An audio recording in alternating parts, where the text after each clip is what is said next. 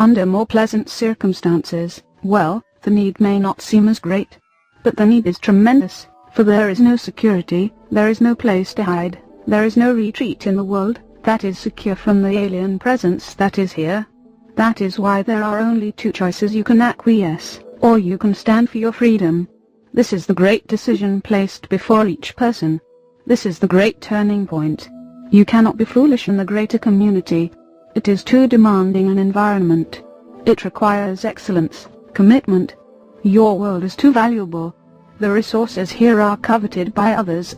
The strategic position of your world is held in high regard. Even if you were living in some remote world far from any trade route, far from all commercial engagements, eventually you would be discovered by someone. That eventuality has come for you now, and it is well underway.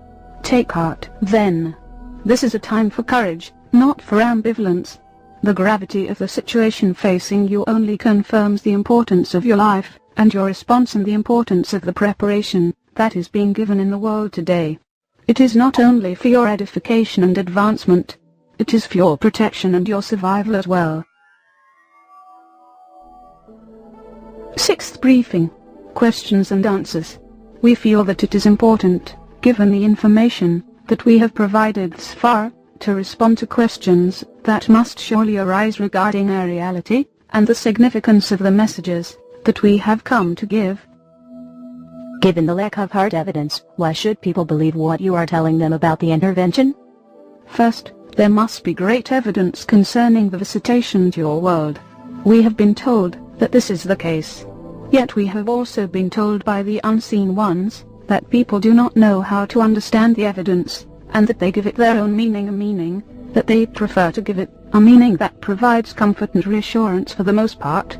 We are certain that there is adequate evidence to verify that the intervention is occurring in the world today, if one takes the time to look and to investigate this matter. The fact that your governments or religious leaders do not reveal such things does not mean that such a great event is not occurring in your midst.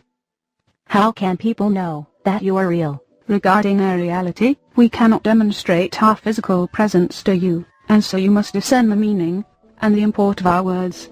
At this point, it is not merely a matter of belief. It requires a greater recognition, a knowledge, a resonance. The words we speak we believe are true, but that does not assure that they can be received as such. We cannot control the response to our message.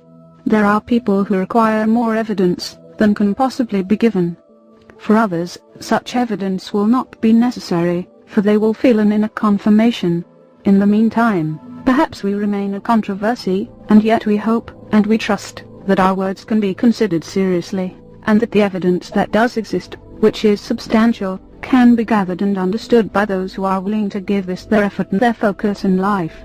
Greater than from our perspective, there is no greater problem, challenge and opportunity to receive your attention.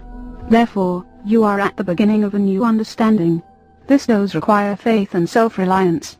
Many will reject our words simply because they do not believe that we could possibly exist.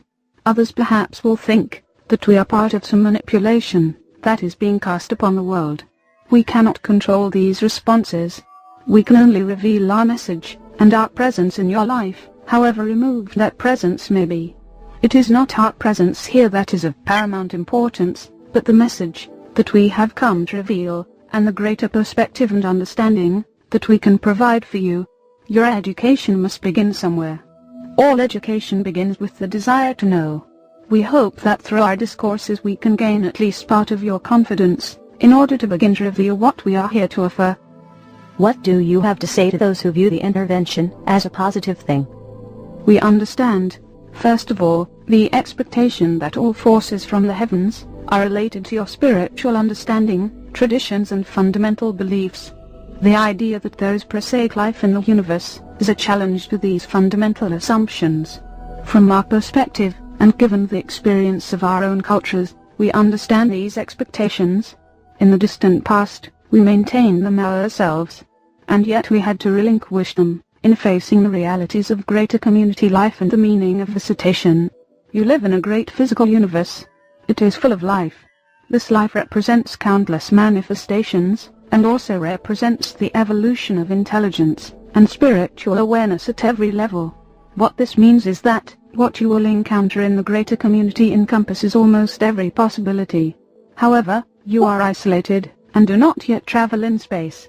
And even if you had the capability to reach another world, the universe is vast, and no one has gained the ability to go from one end of the galaxy to the other with any kind of speed. Therefore, the physical universe remains enormous and incomprehensible. No one has mastered its laws. No one has conquered its territories. No one can claim complete dominance or control. Life has a great humbling effect in this way. Even far beyond your borders this is true. You should then come to expect that you will meet intelligences representing forces for good, forces for ignorance, and those who are more neutral regarding you.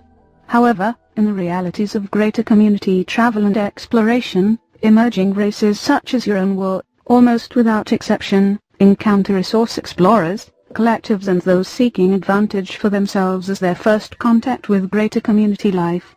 Regarding the positive interpretation of visitation, part of this is human expectation, and the natural desire to welcome a good outcome, and to seek help from the greater community for the problems that humanity has not been able to resolve on its own.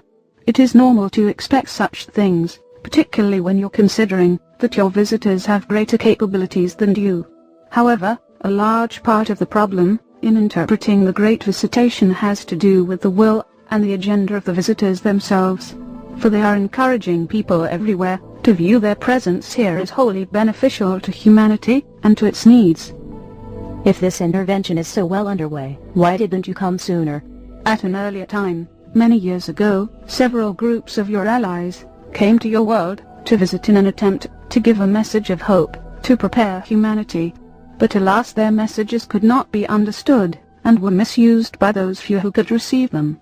In the wake of their coming, the visitors from the collectives have amassed and gathered here.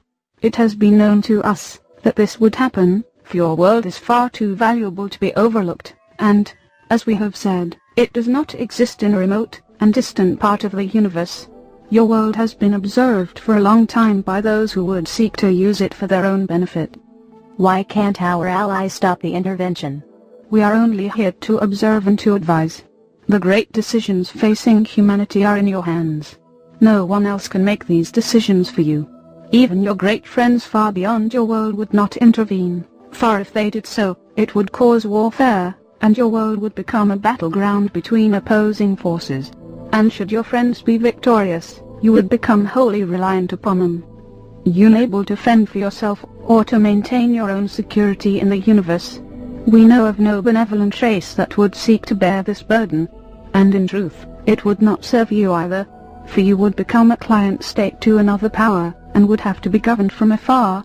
This is not beneficial for you in any way, and it is for this reason that this is not occurring.